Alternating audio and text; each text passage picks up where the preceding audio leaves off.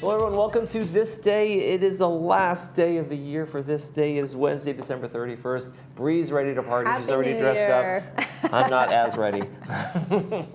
I'm just going to sport this throughout the entire day because why not? Absolutely. It's the last day of the year. Right to midnight. And we'll take it on straight through. So before you leave for the party, what do we got on the show today? Oh my goodness, let's talk about that. On today's show, we've got Petwell Clinic with Dr. Leslie Gentry and Ellie Alcaraz. They're going to be talking to us about how you don't need an appointment to get Come into right in. Petwell Clinic. Absolutely. If you need those last-minute vaccines like I did, took my 2 cats in there to see Dr. Leslie, and she took care of us. We were in and out within a half hour.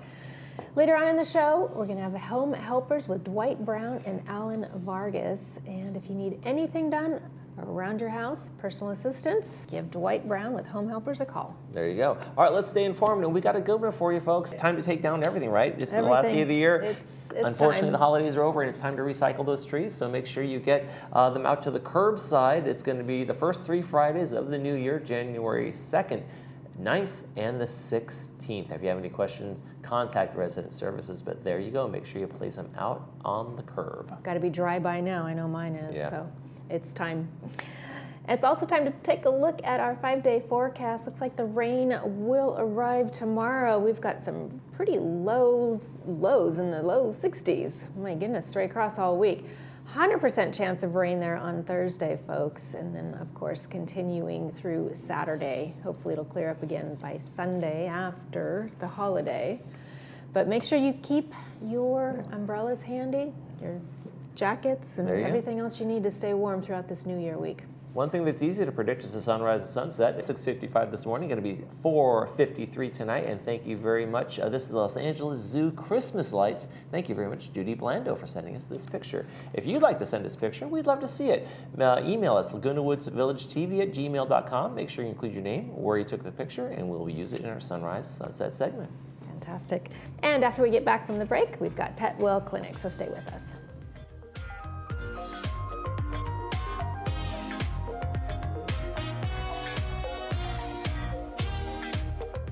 The Laguna Woods History Center, the only purpose-built local history archive in Orange County, has been capturing the legacy of our community since 1977.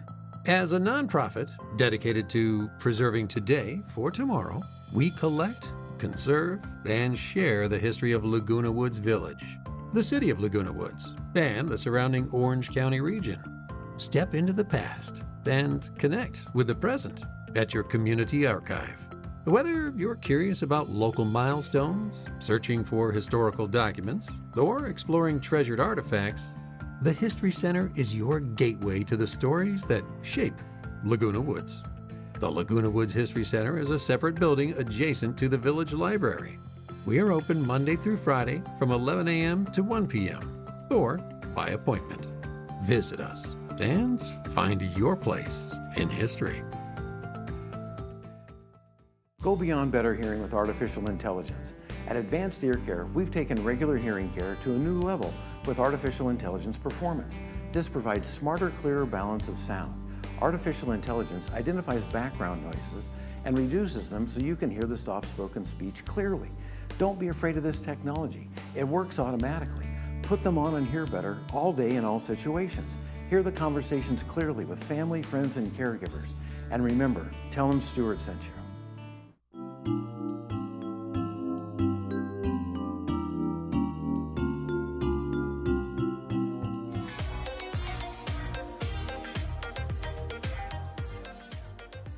And from Petwell Clinic, we want to welcome to the program Dr. Leslie Gentry and veterinary assistant Ellie Alcaraz. Thank you guys for joining us today. Thank you for having us.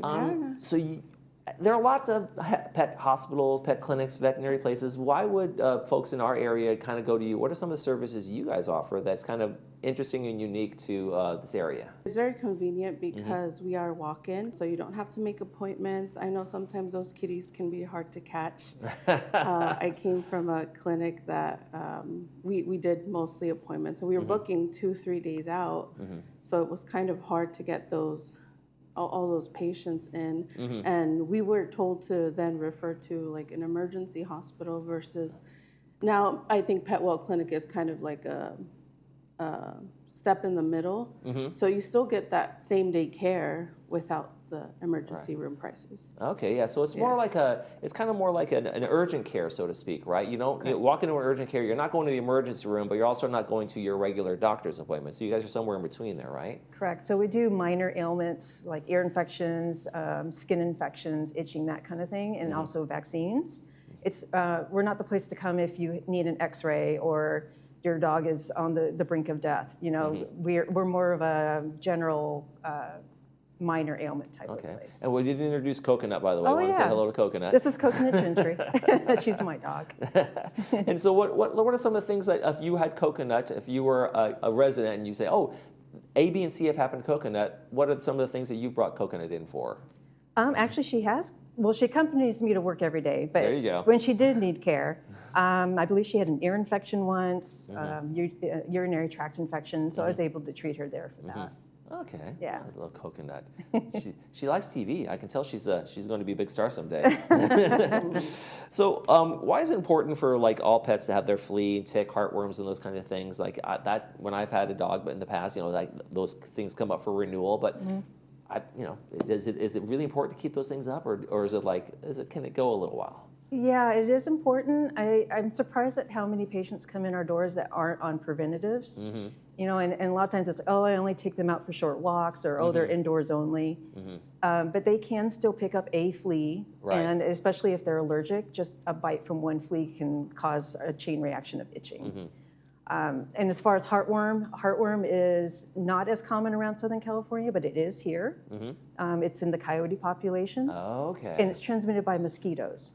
And so that can, if your dog's in your backyard and a mosquito bites them, they can have heartworm. Yeah, and just on short walks, especially if you're doing a little sunset walk or a sunrise kind of early morning walk, that's when the mosquitoes are out there, and you never know. Yeah. And as far as the fleas go, it's really difficult to get fleas out of your house once they're in there. So prevention is much easier and cheaper than trying to get rid of them afterwards. I remember when we had a lot of cats when we were a kid, and we had some fleas, and we had all the cats and everybody had to leave. They all had to go to the baths at the clinic, and then we had to bomb the house with and that's let me tell you, that's an inconvenience. So getting those annuals are a pretty good idea. Yeah, I think preventative care I think is super important. I've actually had one of my dogs had a heartworm, and the treatment was really intense. Yeah. So I'm a big advocate for prevention as well. Preventative care always better than reactive or after the fact kind of care, right?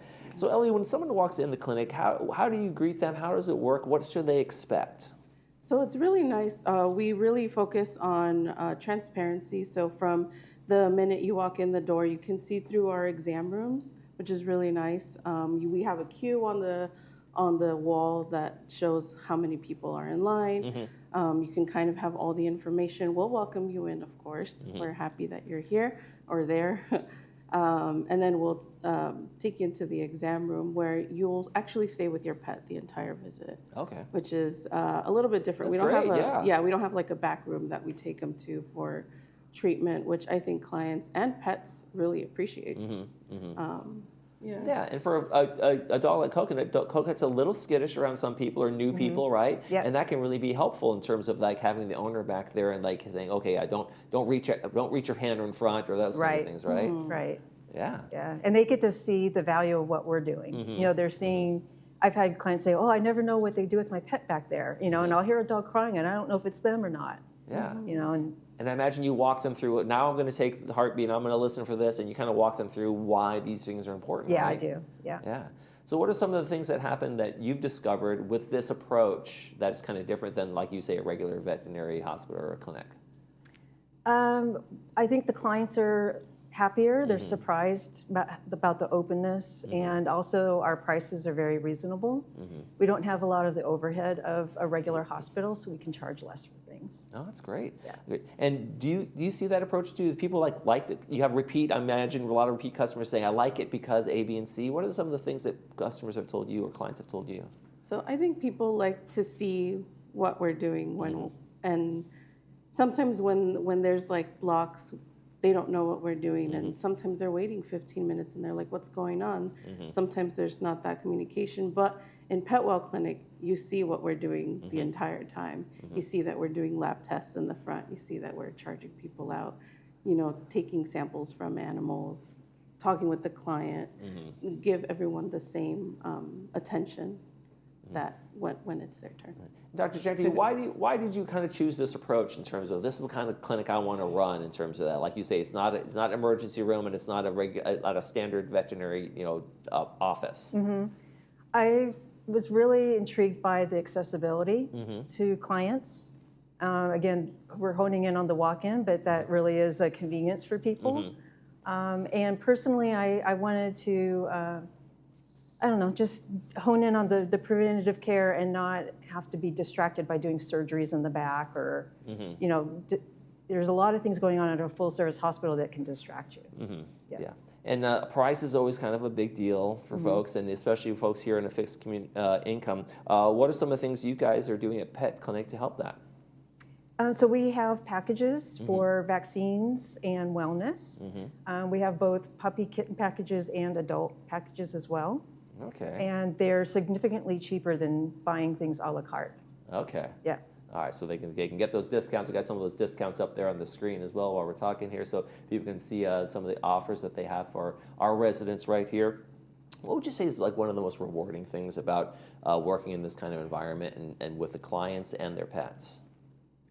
I really love animals. I've always loved animals. So being part of their health journey, making, when they come in sick and then they come in for their recheck and they're doing so much better and the tails are wagging and the clients are happy, that makes me really happy. Yeah, I would imagine that's a fulfilling thing when you take them through that journey and you guys figure out what's going on. And at the end, there's an appreciation there for, you guys were there when I needed you, right? Yeah. We just had a little kitten come in that finished her kitten package. And we first saw the kitten when it was like 3 weeks old. Aw. And the owner had found it as a stray and it was really ill. And so to see it being a happy, healthy adult cat now is really rewarding. Yeah. And how important is that journey for the owners to see, like you say, they go through the process. They're back there with you in the room and that kind of thing. So they're really part of that. There's an investment in it, and they get to kind of go on that journey with you. Yeah, definitely. And I can, the communication is there because they're there in the same room as me.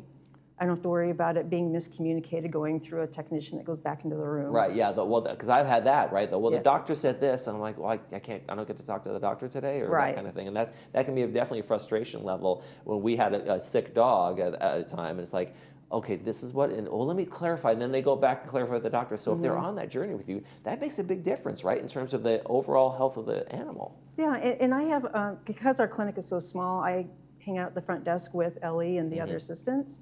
So I'm actually there when people walk in the door and when they check out. So if they think of something else, they can just talk to me directly. Yeah, so that's kind of a very personalized service, I think, that you don't always get at some clinics and some veterinary hospitals as well, right? Correct, yeah. So when you guys went into this and decided to go this direction, has it paid off in the way you wanted it to? You're like, yeah, I would never do it another way. Yeah, I think so. I really like it. Yeah, yeah, it's very nice. And when you guys have your own pets and this kind of thing, does it make you a better person in terms of serving the clients when you know what that connection is like with your own pets? Yeah. Yeah, I think so. Yeah. Personal experience is always a great teacher. Right, yeah, because you know Yeah. the concern, like if something happened to Coconut, you know that what that feeling is like when my pet is in distress, my pet is something wrong and I need the help. And so there's that empathy when you walk in and say, oh, this person is really worried about the dog or the cat or whatever it might be, right? Yeah. So you can really kind of take that moment and kind of really kind of understand what they're going through. Right. There you go. All right, folks. Well, it is Petwell Clinic. I want to thank Dr. Gentry and Ellie for coming in today. And, of course, Coconut, you too. Thank you. Thank you for having us. You're watching This Day. We'll be right back.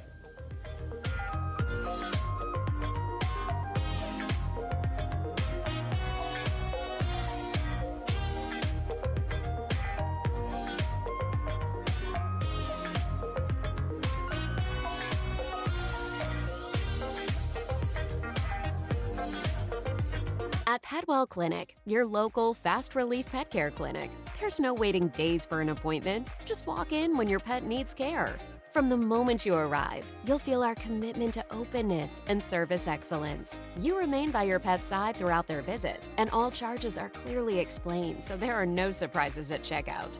Serving Laguna Woods Village, we are committed to kind and accessible pet care.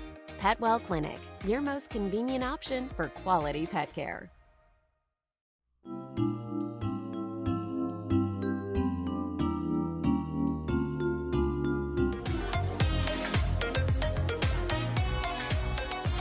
Welcome back to the show, everyone. Dwight Brown, owner of Home Helpers, is here with me and his guest, Alan Vargas, with Medicare Advocates. They're here to navigate the very confusing Medicare obstacle course, is what I'm going to call it. Welcome to the show, gentlemen. How are you? Doing great. Thank you for that. Wonderful to have you. I know this is a very hot topic this time of the year, this whole Medicare thing. At what age should someone be thinking about Medicare or enrolling in Medicare? When I talk to clientele or prospects, I say start at age 62. Age 62. Age 62, because when a lot of people are looking to retire, right, they start planning well in advance, and I say I should be, a licensed professional Medicare broker should be part of the conversation with your financial planner, your CPA, and the amount of income you are making at age 62 going into 63 will affect how much you pay a little bit later down the road, a couple years down the road, when Medicare starts looking at your income from 2 years back. So if you're making a windfall of money when you're 62, 63, 64, you could be paying much higher premiums for your Part B instead of the standard of currently in 2025, it's $187. You could be paying up to $600, $700 per person. And then, Ellen, would you suggest that people have an annual review of their Medicare plans instead of just letting it sort of roll over? Yes, definitely. To me, that's one of the most critical components to really help clientele, because I believe that there's a number of things that they're missing, they could be missing. Specifically in 2025, the game completely changed. And it's going to take 3 years, in my opinion, maybe 3 years, maybe more, of people, when I say people, the carriers trying to figure out exactly how they're going to make money and how they're going to provide services.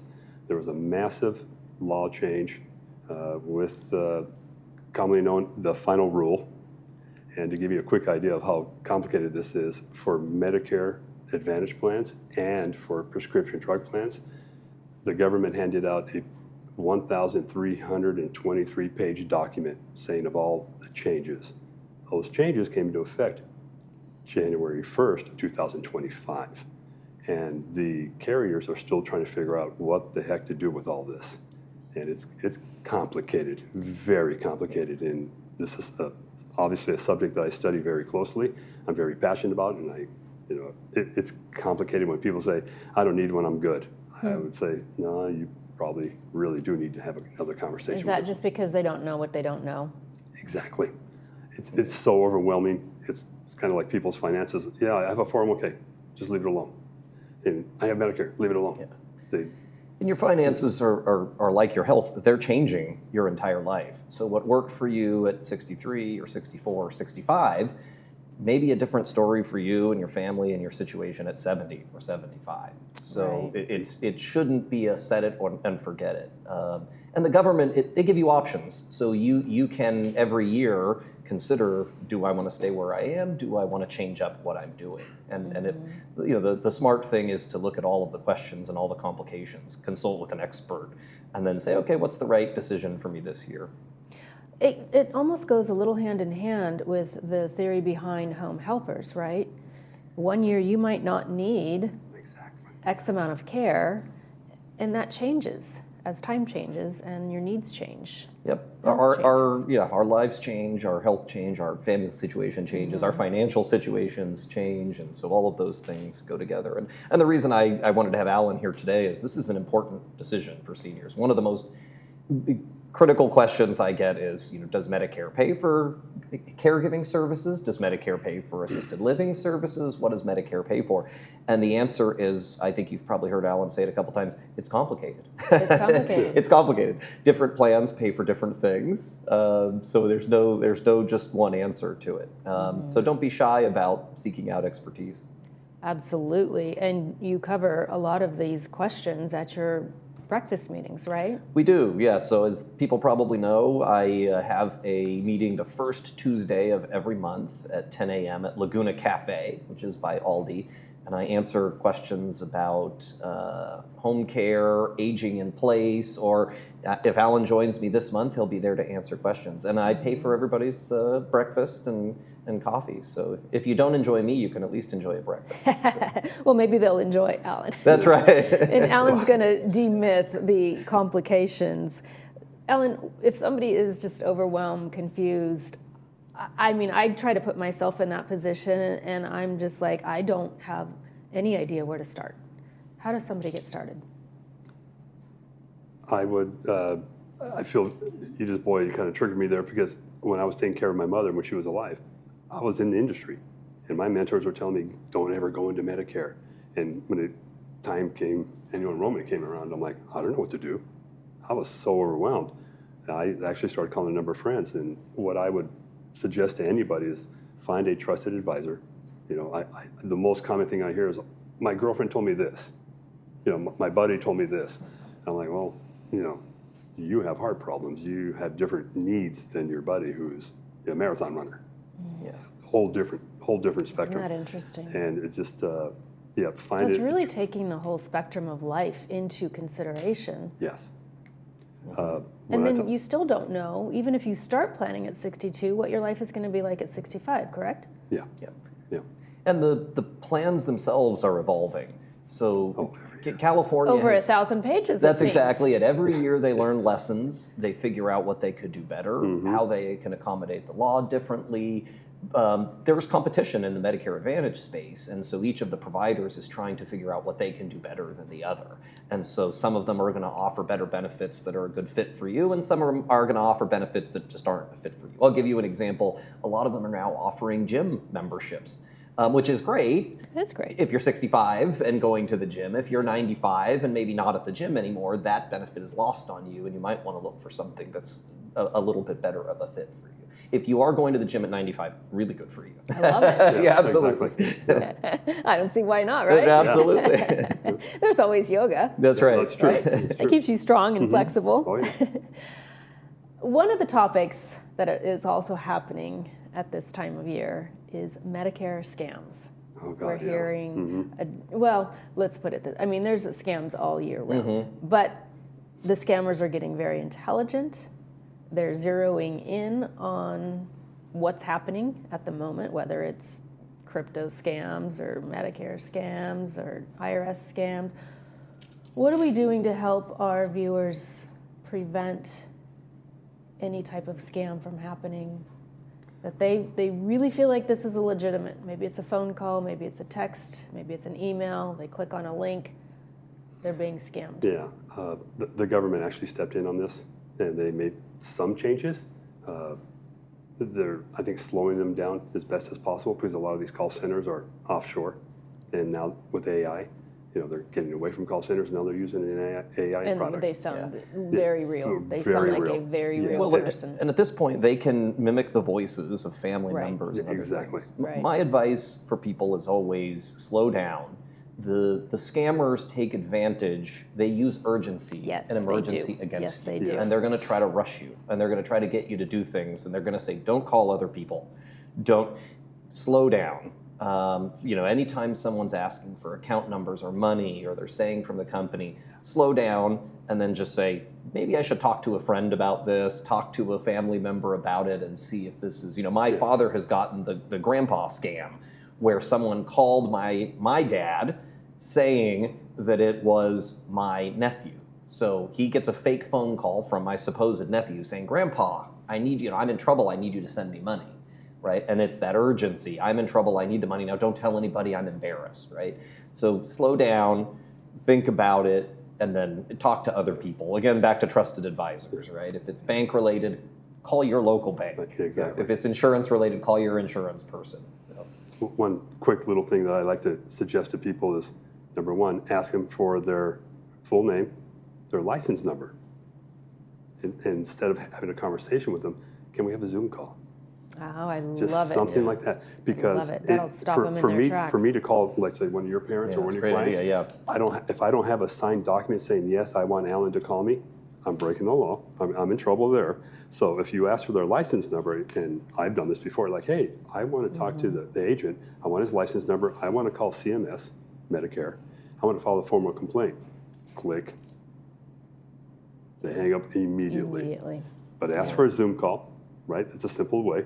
And let's back up a little bit here. We only have just a few seconds left, so I want to really drill this point home, and then maybe you guys can come back and talk more about Medicare. But the number one way to not be scammed is don't answer. Don't answer, don't click, don't respond, right? So if there's any number that is not already programmed in your phone, don't answer. Yeah. All right, gentlemen, good luck at your breakfast meeting. Alan, thank you so much for Thank you that for having valuable me. Thank you. Medicare enrollment information. Dwight, thank you so much. Thank you. Nice to see you again. See you again. You're watching This Day on Village TV. We'll be back after these messages.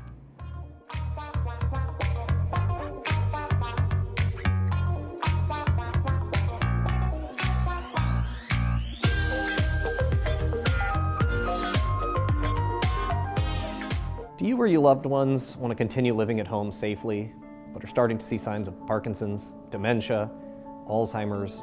Maybe it's recent strokes or falls. Having a caregiver at home can be the best way to keep you in home safely. Home Helpers has been providing caregivers for over 25 years. Call us today or join us at Laguna Cafe for free pie and coffee, and we'll answer your questions about caregiving. It's the first Tuesday of every month at 10 a.m., and space goes quickly, so RSVP now.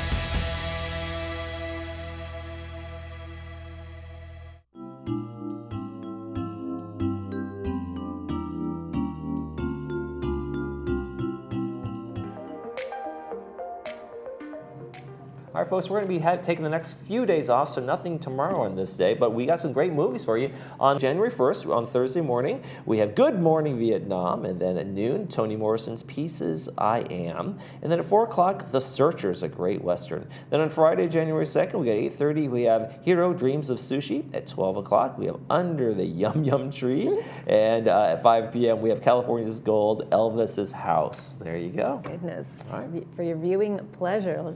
That'll be a great way to occupy everybody during these rainy days ahead. And that's going to do it for this year and this episode. See you in 2026. This day. Have a happy new year, everyone.